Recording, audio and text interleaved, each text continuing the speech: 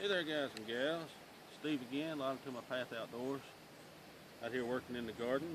Last year we did a little garden series, just showing what we were doing and little updates on the garden and stuff. This year what we would like to do, instead of something just garden in general, is maybe try to do a few devotionals that have to do with gardening in particular.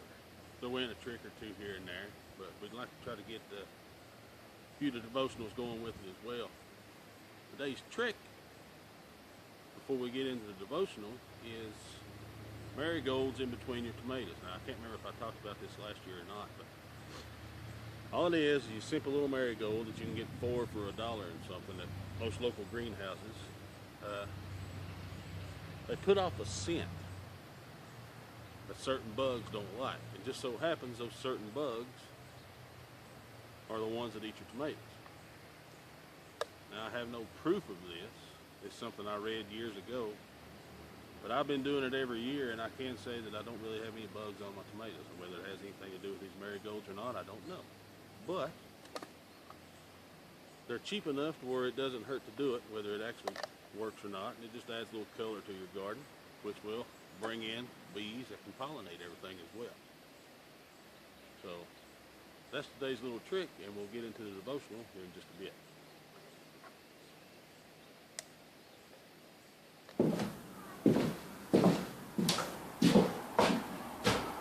Alright guys, we got our garden work done. We put out around 24 pepper plants and watermelons, and we had to reseed some half-runner beans because our goats got loose yesterday and eat them and eat all our pepper plants, so we had to redo all the peppers too. But while we was putting our seeds up, that's what we wanted to talk about just for a minute, is the seed itself in our devotional part of this section here. We'll get into a little bit here in a minute about why we like the garden and why we encourage others to do so. But for right now, just want to talk about seeds. Now, there's a lot of parables, a lot of stories in the Bible about seeds, and you can do many, many different studies on them. But today we're going to talk about how, way back in the beginning, in Genesis chapter 1, I think it's verse 29, it is, God says that He gave us every herb-bearing seed and every tree, which in itself carries a seed to bring more trees for our meat, for our food. So everything that we put in the garden, everything we eat comes from a seed in one way or another. You say, what about a beef? Well, in biology, there's a seed that creates the young beef, but they have to eat, and everything they eat comes from the ground, comes from a seed. We have our bean seeds here, we're putting all the seeds back up. And God has given us every one of them. Whether we buy something from a store, grow it ourselves, it all comes from a seed, and it all comes from God. And there's many things that we don't think of anymore as used for food. But years ago, that's what people used. Things we call weeds now, the dandelions and things like that.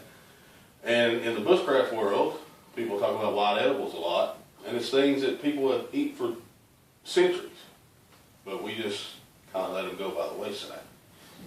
So every seed and every tree has been given to us by God to use for food. Now, does that mean go out and eat a poison ivy vine? No. But something will feed off of that vine. And this whole earth thing, something will be using that vine. So, we're just going to talk a little bit about why we garden. Obvious benefit, food. There's a huge difference between homegrown tomatoes and tomatoes you buy from the store. If you're a tomato fan and you braid your own, you know the difference. Ones from the store just are no count, no good at all compared to one homegrown. So food is one, just having food. Another, it's cheaper. You pay $1.49 for a tomato at the store, you can buy 4 tomato plants for $1.49. that will yield a dozen or 20 or 3 dozen off of each plant. 4 plants worth for the price of 1 tomato at a store. So price is another. Where your food's coming from. You don't know what kind of lab work has been done on that tomato that you buy at a store.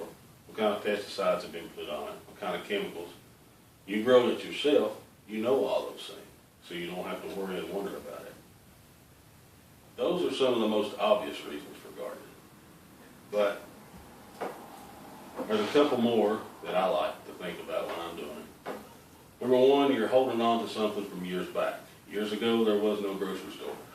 You wanted to eat, you grew what you ate. So you're holding on to a piece of history and what your ancestors did. That's an obvious one. Number two, it's just fun. It's enjoyable. It's relaxing. When you're out there and you're by yourself, all you're worried about is what this tomato plant's doing or how you're getting this seed in the ground. You're not thinking about all the other pressures and stuff. It's a release, a great stress relief.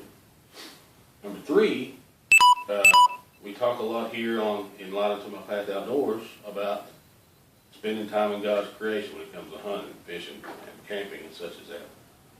There's no better way of getting in touch with God's creation than getting your hands in it and getting your hands out. My hands are still very dirty right now.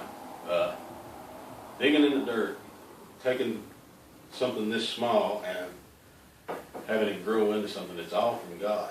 And there's no better way to get in touch with God and His creation than to be out there playing it. And that's pretty much what you're doing. I mean, there's a lot of work involved, but it's play. It's enjoyable. Like I said, it's very stress releasing. Everything else just fades away and you're just in the garden. It's a great time to spend with family. Today I had Shay, our 4-year-old that we hangs out with us a lot, and she was helping me plant it. It was just me and her, and had a ball. And it's a great time to spend with God. If you're out there by yourself, you're digging in His dirt that He made, talk to Him. I like to pray over my seeds and over my plants. It's just me. Some say, oh, that don't matter. Don't tell me it don't matter. Pray about anything. Just spend time with God and His creation. So that's our first video in the Garden Devotional series. We hope to be able to do at least once a week. Sometimes it works out that way, sometimes it don't. But hope you enjoyed it. Hope you come back for the next one. Stay tuned for more of them. And like I said, we'll throw a few tips and tricks in there every now and again as well. Thank you guys for watching. God bless and have a good one.